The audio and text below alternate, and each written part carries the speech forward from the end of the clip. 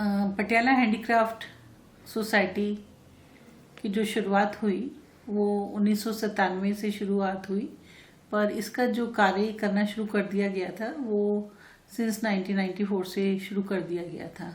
Society बनाने का जो मुख्य उद्देश्य था वो ये था कि जो हमारा लुप्त होता हुआ क्राफ्ट है फुलकारी मीन्स फूलों की तरह खिला हुआ क्राफ्ट, जो खुशी के मौके पर ये प्रयोग किया जाता है और इसको हमारी ग्रामीण महिलाएं बनाती हैं। हिंदुस्तान और पाकिस्तान बनने से पहले ये आर्ट किया जाता था, और अगर हम पुरानी हिस्ट्री देखें हीर रांझा के समय में तो उस समय भी फुलकारी का जिक्र आता है। तो इस क्राफ्ट के ऊपर कोई भी ऑर्गेनाइजेशन पंजाब में काम नहीं कर रही थी और कोई भी रिसर्च वर्क नहीं हो रहा था।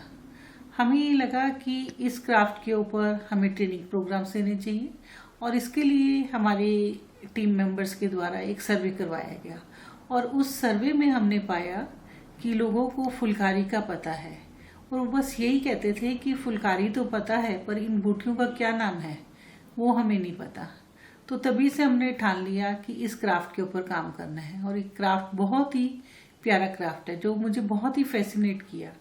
और जब ये सोसाइटी बनाई गई, क्योंकि ये सोसाइटी में हमारी ज़्यादातर महिलाएं सब मेंबर्स थी, तो हमें सबसे पहले फंड्स की प्रॉब्लम आई कि किस तरीके से गांव-गांव में जाके काम किया जाए। हमने खैर छोटे छोटे फंड्स इकट्ठे करके अपने फंड से ही गांव में जाके टाट बोरियां बिछा के महिलाओं को ट्रेनिंग देनी शुरू कर दी। और जब महिलाओं को ट्रेनिंग देनी शुरू की तो 1 से 2, 2 से 4 इस तरीके से हमारे पास पंजाब के काफ़ी गांव जुड़ गए और हमारी ट्रेनिंग सक्सेसफुल होने लगी।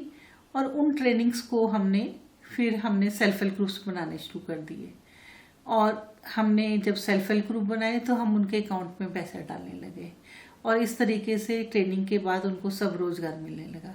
सब रोजगार के मिलते मिलते हमारा प्रोडक्शन वर्क, डिज़ाइनिंग वर्क भी बढ़ने लगा।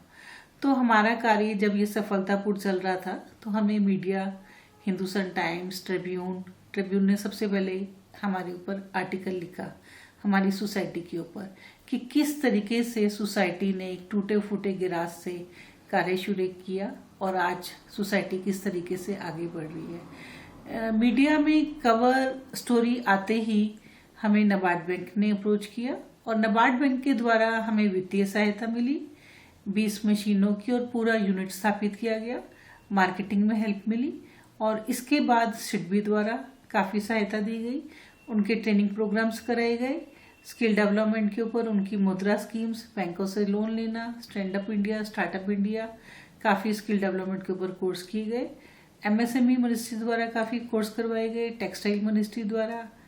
और फिर जो सोसाइटी का यू टर्न आया उसमें KVIC के द्वारा एक स्कीम आई थी सफूर्ती, जिसमें लुप्त होते हुए क्राफ्ट के ऊपर काम करना था और ट्रेनिंग प्रोग्राम देना था, सब रोजगार को आगे बढ़ाना था।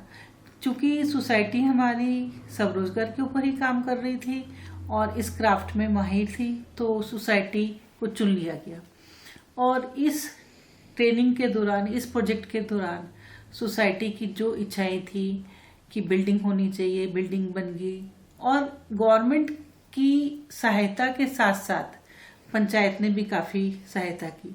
सोसाइटी जो हमारी कार्य कर रही है इसमें 90% जो हमारे प्रोजेक्ट्स हैं वो हमारे स्किल डेवलपमेंट के गवर्नमेंट के साथ ही हैं, या आप ये कह सकते हैं कि पटियाला हैंडीक्राफ्ट जो सोसाइटी है गवर्नमेंट की एक चहेती सोसाइटी है।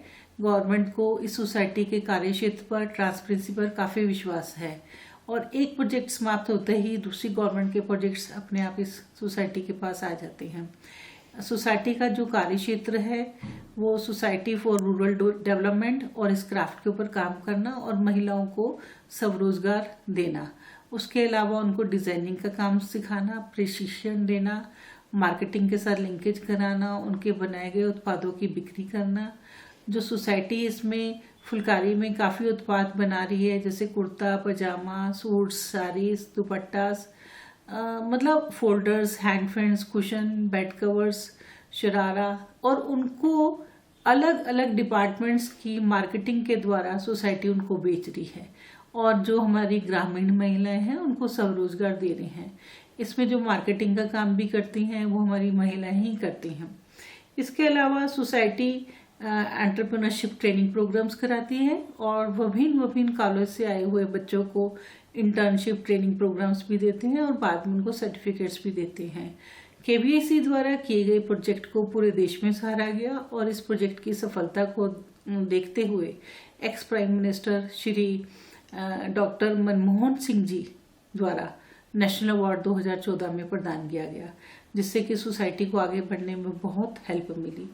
गवर्नमेंट सेक्टर के अलावा हमें काफ़ी ऐसी बड़ी शख्सियत भी हैं जो हमारी सोसाइटी को आगे बढ़ने में हेल्प कर रही हैं, जिसमें मैं सबसे पहले नाम लेना चाहूँगी डॉक्टर ईशर जज आलूवालिया जी का, डॉक्टर सुधा मूर्ति जी का, राजेंद्र गुप्ता जी का जो ट्राइडेंट के चेयरमैन हैं, और डॉक्टर सुधा मूर्ति जी इन्फोसिस के